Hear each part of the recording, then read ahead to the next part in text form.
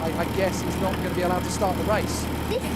Very strange scenario there, but the race is underway now. And it's a cracking start from the front of the field. No problems at all for Cian Berta. Ethan Simmons slotting into second position. They charge their way forward. And they slot their way through. Up to the hill once again. Theo Mercouris is slotted into third position in front of Dan Parent-Smith as they charge up to Christmas for the first time. Theo Mercouris has got a little bit of a shunt in the back there from somebody. Couldn't quite see who that is in the dark, but it's ended up costing him a little bit dear. I think that was a missed braking point for somebody in the mix there.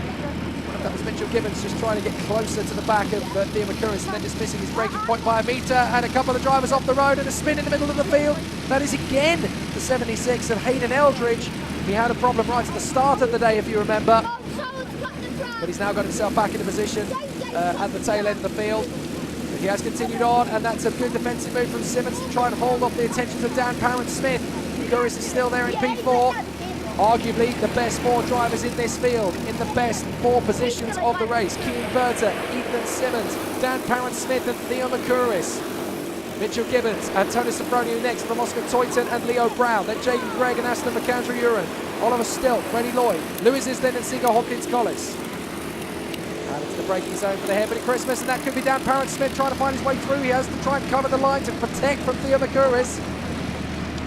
Nothing wrong with a bit of night racing. Absolutely love it. And Kelvin Sugar-Rainbow shares my thoughts. Up towards Wilkins once again, into the left-hander. Back down the drop. And up towards Osiers. Oh, a bit of a moment for Mitchell Gibbons. I thought he'd gone straight up the circuit there, just run a little tiny bit wide. Now they come back onto the trouble once again. And up into the braking zone for the boot. Really good run this from Cian Berta. Drops down the hill once again and into the ankle. The heel of the boot. Oh, that's a nice move from Jaden Gregg as he just pops up on the inside there of Oscar Toyton. So a very good move there from Jaden Gregg. That's not an easy one to pull off at the top of the toe. He manages to get that one done, and that's Freddie Lloyd on the move as well on the inside of Oliver Stilt by the look of it. Here comes Mercouris, going to try and make his bid on Dan Parent-Smith. Third position, nicely done from Theo Mercouris. GP plate running well. It's an important skill to get right this, the night racing element of karting.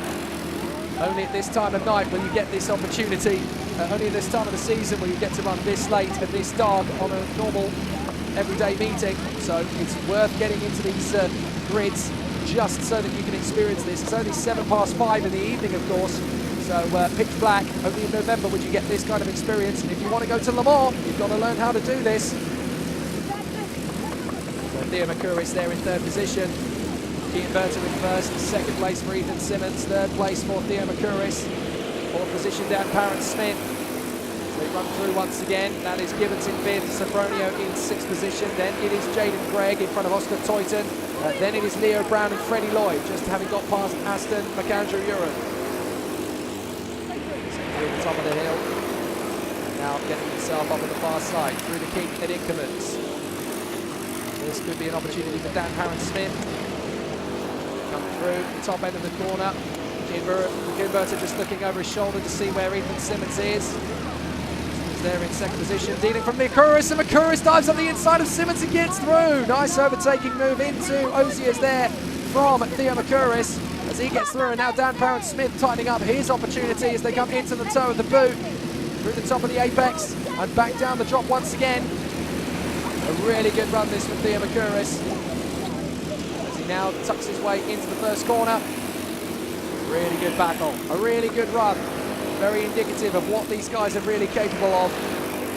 But Theo Mercouris running well up at the front end of the field here in second position. Now trying to challenge to go for Cian Berta. Is there going to be a chance? Is he going to get his opportunity? They tub up over the top of the curve and up towards Ashby. Into the hairpin again. Mercouris right in behind Cian Berta. Going to be that move to come through. Not yet. Bide your time. Pick your moment. Still plenty of time to go as they go into the hairpin at the bottom end of the circuit. And now down the back straight. Out of Osiers. And up towards the boot once again. Mercouris just biding his time. Waiting for his moment. 5 minutes warning for Fraser Oram. Not sure what's happened there. He's just outside the top 20. Still pushing hard. You've got to keep going. Still the battle going well as the new champion for 2018, Theo Mercouris, is on to the back of Kian Berta, trying to get himself into first position. Very similar to Piers Pryor, having already clinched the Whilton Mill title. He wants to end the season on the top spot, and that's a moment for the 40 into the barriers. That's Freddie Lloyd. So Freddie Lloyd has had a moment in the final corner that could end up bringing out the Battenbergs, because that's a dangerous point on the circuit, of course, the final corner. Oh, and off goes Dan Parrott-Smith. Dan Parrott-Smith off the road there and rejoins in fourth position. So are we going to get a Battenberg flag because of that incident? Oh, Freddie Lloyd's got going again. He looks more frustrated than he does in anguish. So Freddie Lloyd continues. Oh, and we've had an off. We've had an off on the way up towards Ashby. There's a spin there. Not entirely sure who that is. We'll have to double check and figure it out as they get going again. But it's Berta McCurris and Ethan Simmons there in position. Parrott-Smith in fourth, Gibbons in fifth, and Sophronia in sixth position.